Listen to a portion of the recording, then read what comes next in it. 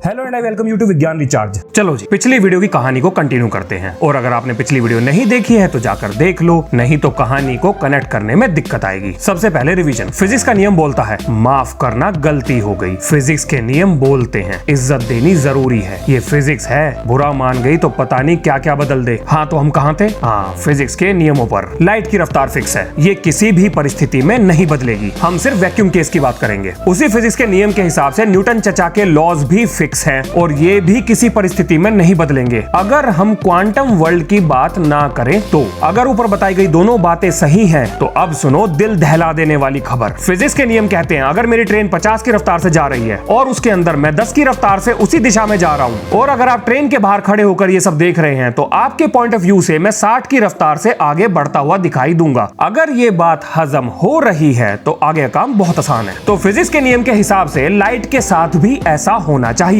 यानी एक चलती हुई ट्रेन से निकलने वाली लाइट की रफ्तार एक रुकी हुई ट्रेन से निकलने वाली लाइट से तेज होनी चाहिए, क्योंकि फिजिक्स के नियम ने तो हमें यही बताया था। लेकिन उसी फिजिक्स के नियम ने यह भी कहा कि लाइट की रफ्तार कभी नहीं बदलेगी है। यहाँ तो फिजिक्स के दो नियमों ने एक दूसरे पर बंदूक तान दी है। किसी एक को सही मानने पर दूसरा गलत हो जाएगा। ये थी वो समस्या जिसने दिया जन्म टाइम डायलेशन और लेंथ कॉन्ट्रैक्शन को। एल्बर्ट आइंस्टाइन को यह तो पता था कि फिजिक्स के ये दोनों नियम बिल्कुल ठीक हैं, लेकिन इन दोनों नियमों को एक साथ खुश रखना किसी पहाड़ को धकेलने जैसा मुश्किल काम था। फिर उन्होंने सोचा चलो क्यों ना न्यूटन के एक और नियम की बलि दे दें और उसकी बिरयानी बनाकर दोनों में बांट दें ताकि दोनों खुश हो जाएं। और वो नियम था न्यूटन चाचा का टाइम को एब्सोल्यूट बोलना, यानी टाइम एब्सोल्यूट नहीं है, वह आपके और मेरे नजरिए पर निर्भर करेगा, हमारे फ्रेम ऑफ रेफरेंस पर निर्भर करेगा। यानी इसका मतलब ये हुआ जो ट्रेन चल रही थी उसके लिए टाइम धीरे होगा और ऐसा मानने पर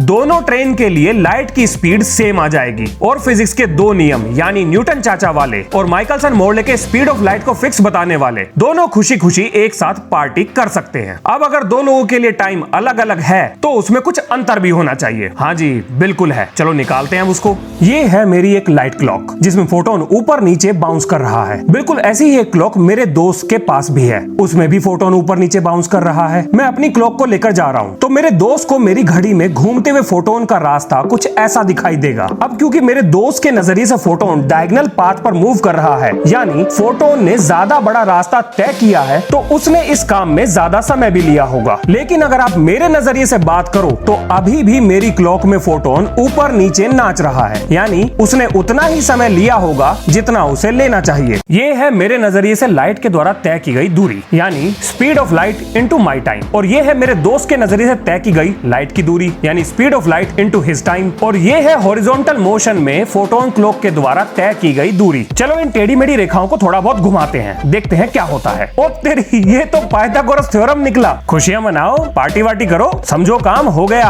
अब जरा लेते हैं थोड़ी सी मैथ्स की मदद और इधर उधर घुमा के काट पीट करने के बाद ये मिल गई हमें टाइम डायलेशन की इक्वेशन। देखा कितनी आसान थी, बिना मतलब हवा बना रखा। पर इसका असल लाइफ में बेनिफिट क्या है और ब्लैक होल्स की ग्रेविटी लाइट को अपने अंदर कैसे खींच लेती है जबकि लाइट की रफ्तार तो सबसे तेज है। और ये सारी कंडीशन तो यूनिफॉर्म मोशन पे लागू होती हैं। क्या हो अगर यहाँ पर एक्सेलरेशन की एंट्री हो जाए? बाप रे बाप, कितना कुछ है जानने को। यही तो आइंस्टाइन की special theory of relativity accelerated motion पे लागू नहीं होती थी, जबकि असल दुनिया में चीजें एक्सेलरेट करती हैं। इसीलिए उन्होंने बाद में जर्नल थ्योरी ऑफ रिलेटिविटी का कॉन्सेप्ट दिया, जो अगर समझ में आ गई तो आपका दुनिया को देखने का नजरिया ही बदल जाएगा। चलो बताता हूँ। उसे बताने से पहले एक वैधानिक चेतावनी, बहुत से लोगों के होश उड़ने वाले हैं। चलो शुरू करते हैं।